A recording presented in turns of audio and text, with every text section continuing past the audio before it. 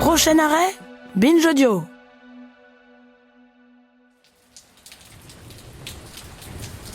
Donc je suis là dans les rues de Bruges. C'est très joli. Il fait très froid. Il y a beaucoup de pluie. Je galère un petit peu à tenir mon parapluie, mon micro. À vrai dire, je suis aussi un peu perdu. Le couvent n'est pas si simple que ça à trouver. Alors je sais que les nonnes l'ont vendu à un promoteur immobilier à l'époque, mais je ne savais pas exactement ce qu'il était devenu. En tout cas, il n'existait pas sur les cartes de la ville ou sur Google Maps. Mais je suis tombé par hasard sur un blog des habitants de Bruges, dans lequel quelqu'un avait posté une photo d'un parc. Il disait que l'ancien couvent était apparemment pas loin de ce parc. Donc là c'est un parc Minnewaterpark, je crois que ça s'appelle. Ah, il y a un panneau là. Haha, il y a une toute petite statuette d'une nonne. Il y a une plaque sur laquelle, alors attention, le flamand d'Anton qui est pas très bon, même non existant, il y a écrit Dit Bild van de Heil. Cette image de la Sainte Colette rappelle l'ancien couvent des sœurs Pauvre Claire Coltine, fondé ici en 1469 et levé en 1990. Donc c'est là qu'était le monastère, enfin le couvent plutôt. Ah génial. Donc c'est ici que les Pauvres Claires vivaient, c'est ça qu'elles ont vendu, c'est là que Ronnie Crabbe était le jardinier. C'est ici que s'est déroulée toute l'histoire.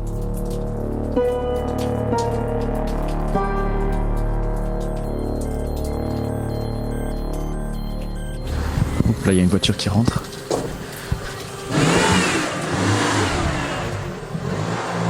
Vous habitez ici ? La dame qui conduit la voiture s'appelle Tine. Elle doit approcher la cinquantaine et elle a des cheveux d'un très beau gris et qu'elle porte court. Elle me présente à son amie Maria. C'est une dame très élégante, avec des cheveux blonds, parfaitement coiffés, et un beau manteau qui a l'air de tenir bien chaud. Elle parle avec des petites expressions italiennes par-ci par-là, puisqu'elle a vécu 20 ans en Italie avant de revenir vivre ici, dans le couvent qu'elle connaissait déjà. Je suis venue avec un bon garçon. C'est gentil. Donc je m'appelle Anton Stolper, je suis un journaliste français. Oui. Et je travaille sur une histoire des Pauvres Claires de Bruges. Oh oui. Oh oui. De arme klaren. De arme klaren. Vous connaissez ? Oui. Oui. Qu'est-ce que vous pouvez me dire ? Quand j'étais petit, je viens ici pour le dimanche après-midi pour prier. Et le chapelle, c'était la Maison Blanche, là. Et moi, j'étais toujours en retard parce que le dimanche après-midi, et je fais ça ici, je sonne ici, et on ouvre ici. Et là, je regarde. Donc là, on rentre dans une porte. Avant, ça c'était le chapelle. Ici, maintenant, on a mis une maison très jolie, comme ça, voilà. Dans cette maison, qui est effectivement très jolie, et qui était à l'époque la chapelle du couvent, habite une dame qui s'appelle Esther. C'est la copine de Maria et Tine. Elle est grande, porte une jupe noire, des lunettes et des petites perles pendent de ses oreilles. Elle se tient extrêmement droite. Ah, Esther.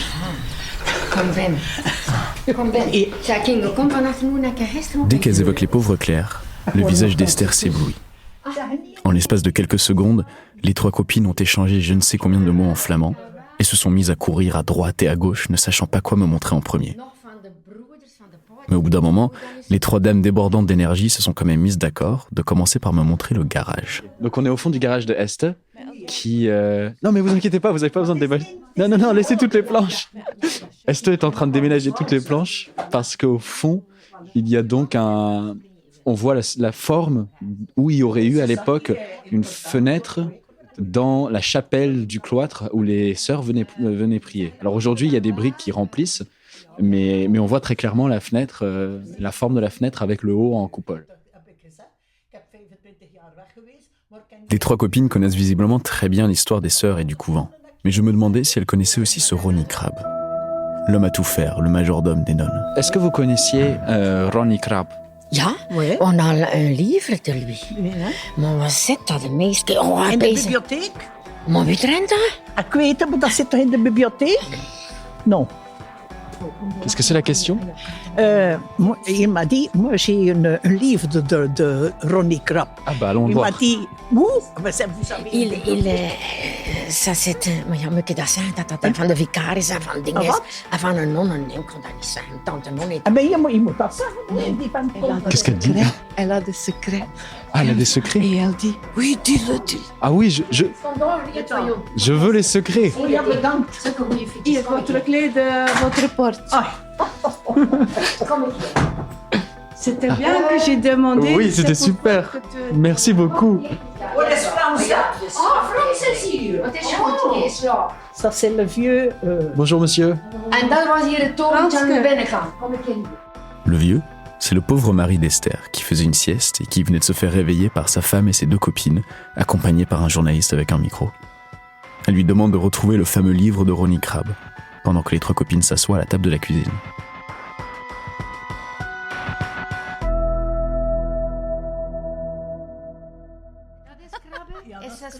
Pendant une quinzaine de minutes, elles m'ont raconté des ragots concernant les nonnes et la vente du couvent, ainsi que leur déménagement dans le château. Mais elles ont aussi beaucoup parlé de Ronnie Crabbe et de son rôle dans l'histoire. Elles ont parlé de son enfance. C'est un enfant d'une famille brisée qui aurait grandi dans différents couvents. Ils ont raconté des rumeurs sur ses relations avec les nonnes, sur les nonnes elles-mêmes. Beaucoup de trucs impossibles à vérifier. Mais au bout d'un moment, le mari d'Esther est enfin revenu, triomphant, avec dans sa main un petit livre. McLaren. Ah mais oui. Kiki, van Douglas de Koning. Le livre n'est pas très grand. Il fait environ 200 pages. Il a une couverture de couleur crème et le titre est écrit en majuscule. De Schat van de arme Klaren. Le trésor des pauvres clercs. Il est accompagné d'une image d'une chaîne avec un crucifix d'un côté et de l'autre un porte-clés du logo Mercedes. Les auteurs sont un certain Douglas de Koning et Ronnie Crabbe. Pendant que je feuillette le livre, les copines continuent de discuter. Il n'est pas stupide, Crabbe, mais furbo, un furbino, vero, Maar is Un fourbe.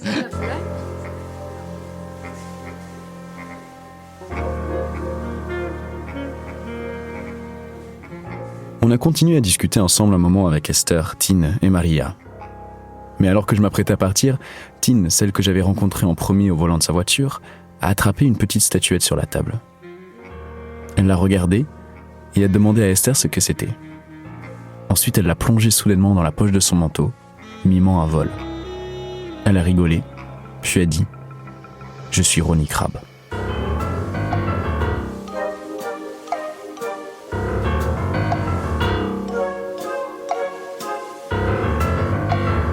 Je ne savais finalement que très peu de choses sur ce Ronnie Crabbe. Je savais juste qu'il avait été acquitté de tous les faits en 1996, mais pas plus. Je ne savais pas vraiment d'où il venait. Je ne savais pas comment il s'était retrouvé dans ce couvent. Je ne savais pas quel était son rôle exactement dans toute cette affaire. Et surtout, je ne savais pas ce qu'il était devenu. Il avait 30 ans à l'époque. Est-ce qu'il était même toujours en vie ?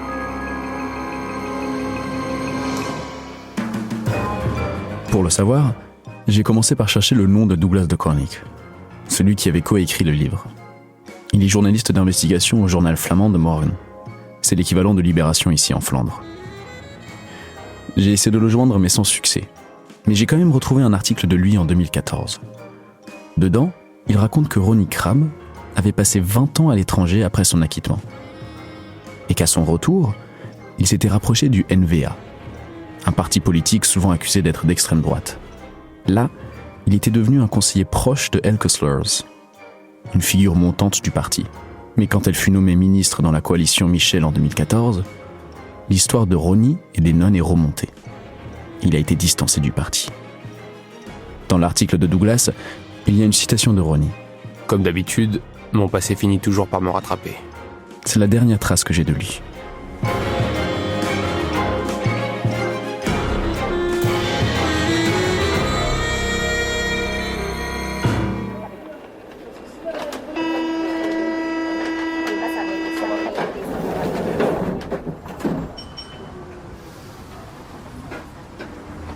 Je n'ai pas réussi à joindre Douglas cette fois-ci en Belgique. Donc je suis retourné à Paris où j'ai retrouvé mon ami italien Tommaso. On a pris une bière et je lui ai raconté l'histoire. Je lui ai raconté le château, le couvent, les nonnes et ce fameux Ronnie Crabbe que je voulais retrouver. Et le lendemain matin, en me réveillant avec une petite gueule de bois, j'ai reçu ce message vocal. Bonjour mon vieux. Après l'histoire que tu m'as racontée hier soir des nonnes, j'ai envoyé un message à ma mère belge et tu vas pas y croire, elle a fait quelques recherches parce que cette histoire lui disait quelque chose et elle a découvert qu'en 1991 ou 12, le meilleur pote de son cousin a reçu des aides du gouvernement belge pour écrire un scénario sur cette histoire de nonnes et de Ronnie Crabbe. C'est fou comme coïncidence. Du coup voilà, je t'envoie les liens. Elle a aussi créé une conversation avec cette personne. Et vous pouvez maintenant échanger sur l'histoire. Voilà. Ciao, ciao.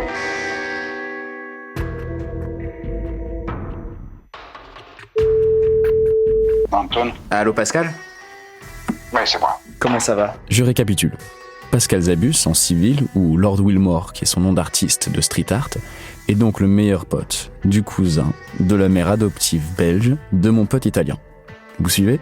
J'étais très très loin dans la préparation d'un film sur les pauvres clercs, en fait. D'accord. Donc voilà, ça fait longtemps, mais j'ai connu extrêmement bien l'histoire, si tu veux. D'accord, je vois. Et j'ai rencontré Ronnie Crabbe, j'ai dormi chez lui, enfin toi... Mais non, c'est vrai? Ah oui, non mais moi, si tu veux, l'histoire c'est ça. Un jour, on est dans le train avec un autre pote qui était dans la bande des 6 avec nous, qui s'appelle Yvan. Il me dit, mais regarde ça, c'est une histoire pour toi. Bon, alors je regarde, c'est dans Libération, et c'est un article sur Ronnie qui est habillé avec un sac de patates devant une ruine. Le mauvais génie des nonnettes de Bruges. Difficile de cerner la personnalité de Ronnie Crabbe. Ce Belge de 36 ans, vêtu seulement d'un sac de pommes de terre en toile de jute et armé d'un sourire angélique qui sillonne les villes flamandes en chantant les chansons de son dernier 45 tours. Celui qui, fournissant à un public voyeur la copie conforme de saint François d'Assise, fait ainsi la promotion de son livre « Le trésor des pauvres clercs » ne serait aux yeux de certains qu'un démon mal léché, un mauvais génie qui entraîna, il y a peu, des nonnettes grabataires dans une spirale infernale. Après, on lit l'histoire, et mon copain me dit « Mais il faut que tu achètes les droits, il faut que tu fasses le film, ça va être génial. » Bon, on se renseigne, et 2 jours après, on sait où est Ronnie, on prend contact avec, et on va essayer de lui acheter les droits de son livre. Il a fait un livre avec qui s'appelle... de Koning, c'est ça? Ouais, de Scat van der Arme-Klaren. C'est un livre qui n'a pas été traduit en français, je pense. C'est la première fois que je parlais avec quelqu'un qui avait vraiment connu Ronnie Crabbe. Au bout d'un moment, on s'est donc mis d'accord avec Pascal pour se rencontrer en personne chez lui, en banlieue parisienne. Si je résume, au départ, l'évêque et l'évêché, ou en tout cas les autorités religieuses, veulent récupérer ce couvent parce qu'il y a une loi qui fait en sorte que les couvents soient des associations sans but lucratif, des ASBL. En Belgique, ça s'appelle l'ASBL. Ici, c'est loi 1901. Voilà.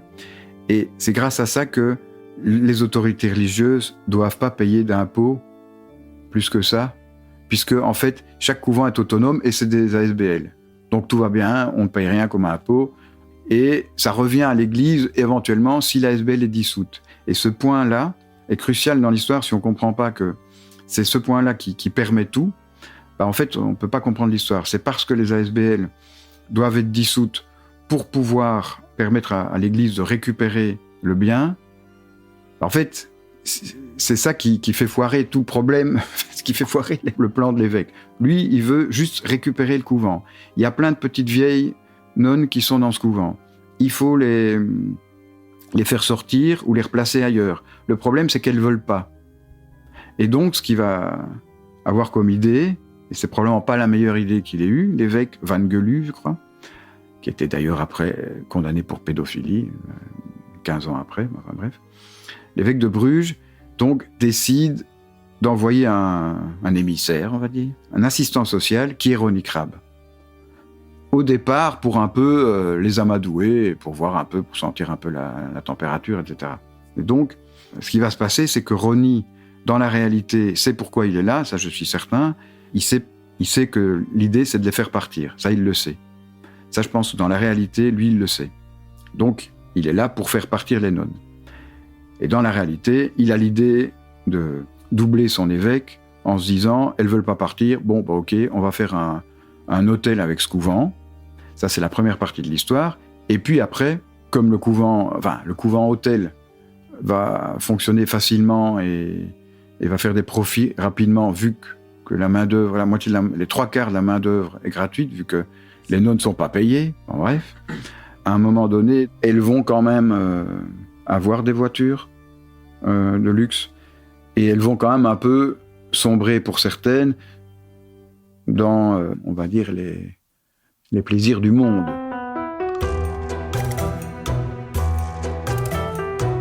Il faut comprendre que ces sœurs-là sont vraiment... C'est clausura, donc c'est vraiment un cloître. Enfin, elles sortent pas. C'est des sœurs qui sortent pas. Il y a juste des sœurs extérieures qui font l'aller-retour entre le monde extérieur et le monde intérieur du couvent.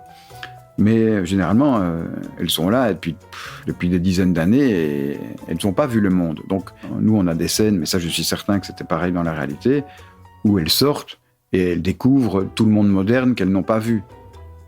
C'est un peu, voilà, c'est comme Pretty Woman, sauf que eux, c'est avec le moindre gadget technologique, tout devient un événement pour elles. Et ça, Ronnie me l'avait raconté. Il y avait de ça. Elles étaient amusées c'est un peu comme Hibernatus, quoi. Donc, les nonnes étaient amusées de voir comment le monde était devenu. Évidemment, je soupçonne Ronnie d'avoir tout fait pour qu'elle le voie, ce monde, et qu'elle en soit charmée. Parce que lui, ce qui l'intéressait quand même, je pense, c'était aussi de s'amuser avec tout cet argent.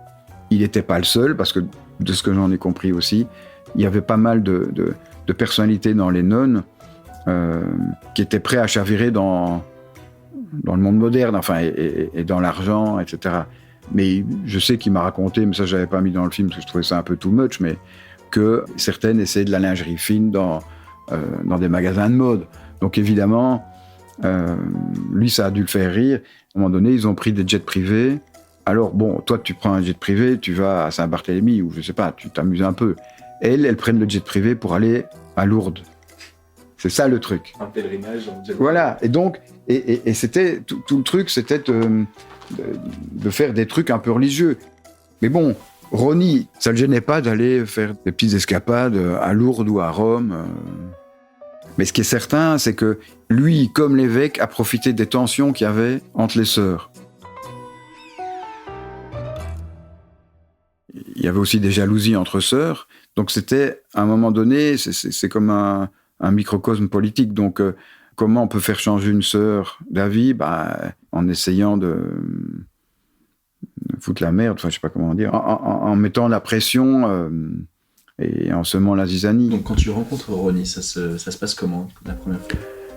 J'ai été chez Ronnie, donc j'ai dormi chez Ronnie. Ça. J'ai dormi chez Ronnie, je crois que c'était je suis pas certain, je crois que c'était à Gand, mais je suis pas certain. Ou dans la banlieue de Bruges, enfin, ça je me souviens plus. Mais par contre, je me souviens très très bien de mon lit. C'était un lit à baldaquin avec des draps roses. Tout était rose. Tout. Le moindre petit coussin était en rose. Les draps étaient roses, la couverture était rose, tout était rose. Un rose pétant, un rose super pink comme ça, c'est assez drôle. Mais j'ai passé des bons moments avec Ronnie.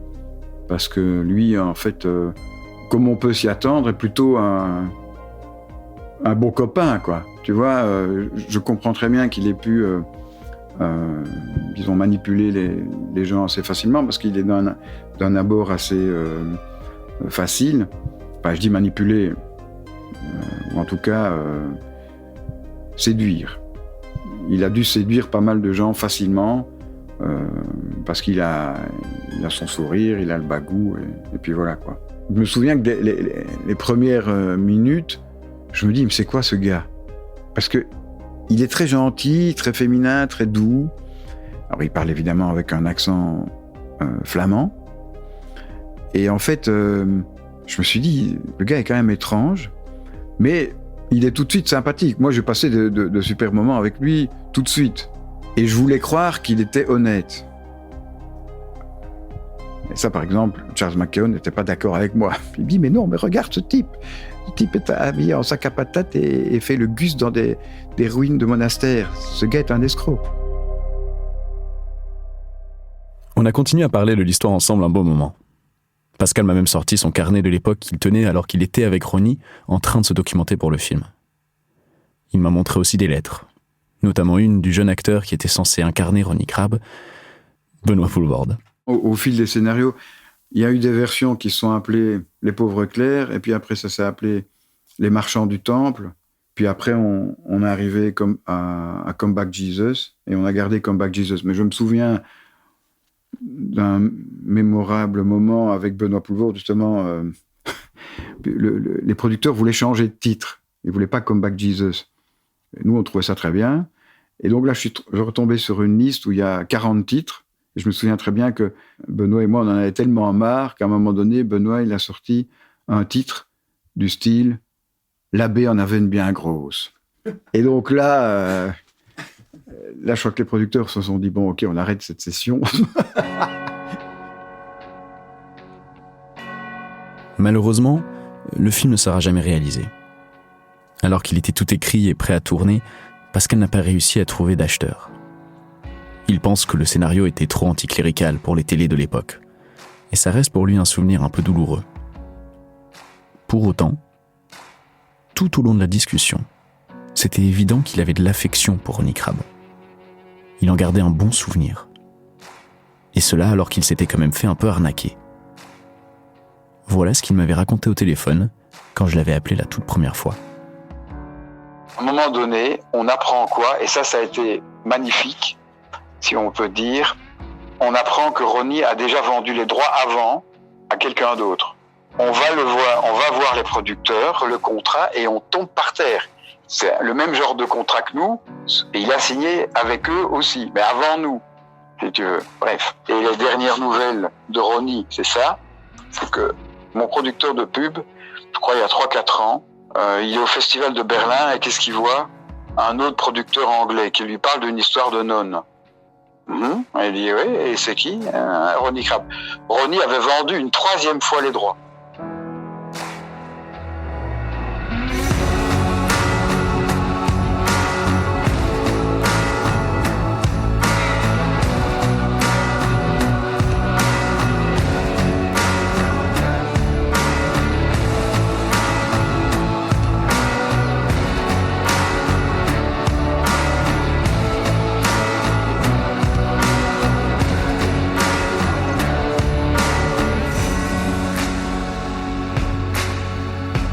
À suivre.